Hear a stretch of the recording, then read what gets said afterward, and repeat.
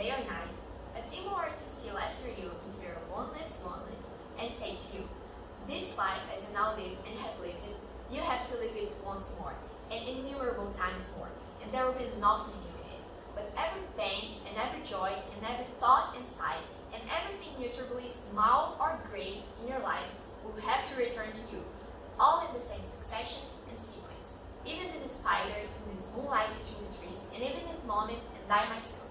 The eternal hourglass of existence is turned upside down, again and again, and you did it, speck of dust. Those words, unfortunately, aren't mine. They are his, Friedrich Nietzsche, the 19th century Prussian philosopher who created the theory of the eternal return, or amor fati, which means love towards fate.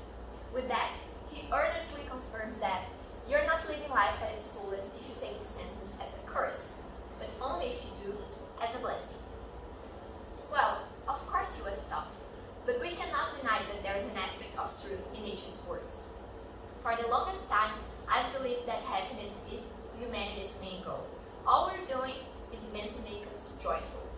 However, humanity is certainly all built up in ironies. Daily life is chaotic. You go to a drugstore, people are miserable. Maybe they are buying anxiety medication. You go to school, well, you definitely have a teacher who has had some mental issue problem. You go to a public establishment, employees are nothing less than bored. In fact, in the book Tribe, on Homecoming and Belonging, the journalist Sebastian Junger reported that it was not unusual that European settlers got captured by American natives and never come back to the civilization. There are even records of people spontaneously going to the woods. However, Junger said that there is no evidence of the opposite situation happening. The journalist has its own interpretation. Mine is, not only we know we are making cities chaotic places, natives do too, which will be laughing at our face perhaps. The thing is that life isn't black and white. We can get happiness out of things we thought we could.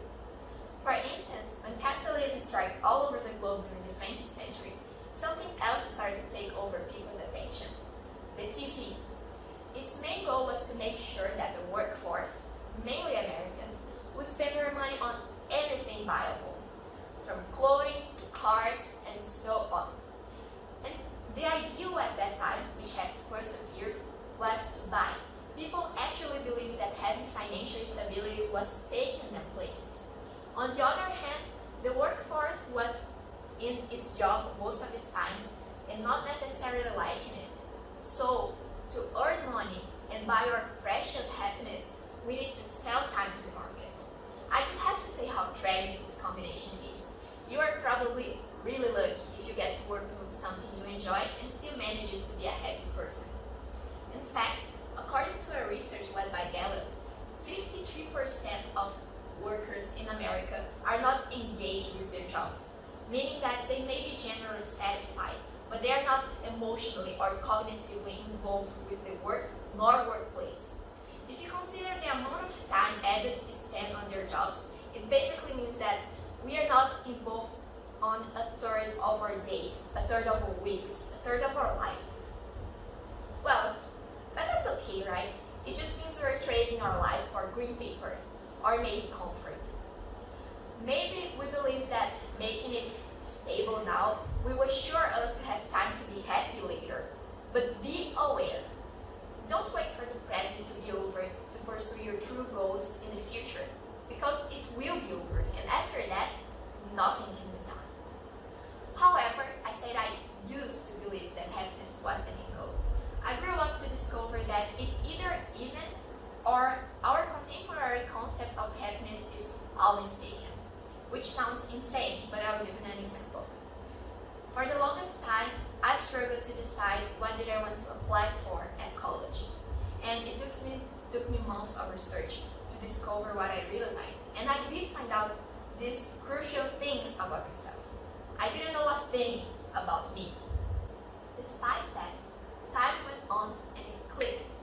I decided that I wanted to study engineering in the hardest engineering university in the country. Isn't it great? It is a love and hate relationship, I assure you. I love studying math and physics,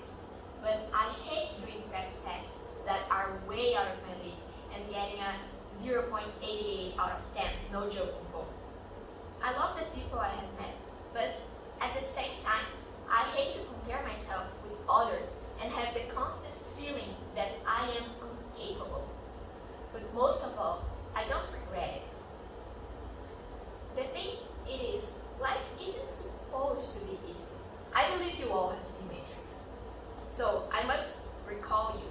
When Rollins built the first matrix, it was the perfect zero problem world. What happened? The system failed. They had to put it down. It happened for an obvious reason. Imagine yourself in this reality. Not a problem, not a solution, not a faraway place in which you feel that you can't get it. No worries. You'd probably seriously go nuts, because this is the very thing that moves us, dreams and doubts. So, there is no such thing as an easy way to get happiness. Whatever it is the path you choose to trail, you have to choose the one that is worth of your sorrow, of your blood, sweat, and tears.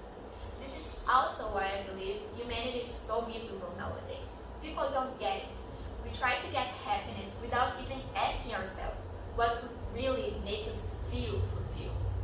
And this not only has a great impact on our lives, but in everyone else's around us, because no way you're going to be a pleasant company if you're always stuck in this place you don't want to be. We spend decades fooling ourselves into believing that we are something we are not. We spend decades trying to find answers that are right in front of us. So I would like you to stop and think about it for a moment. Are you really happy with the life you're living? Is this relationship really making you any good? Have you really forgotten that one dream you used to have as a teenager? Would you really like to live this life once more, again and again? Because if you wouldn't, then you already have your answer. I believe that the only thing capable of truly making us accept Nietzsche's deadly sentence is to do what sets our soul on fire, is to live our will and dreams as if our own substance depends on it, is to do what Jack Kerouac once said: see that your life is a vast glowing empty page, and you can do anything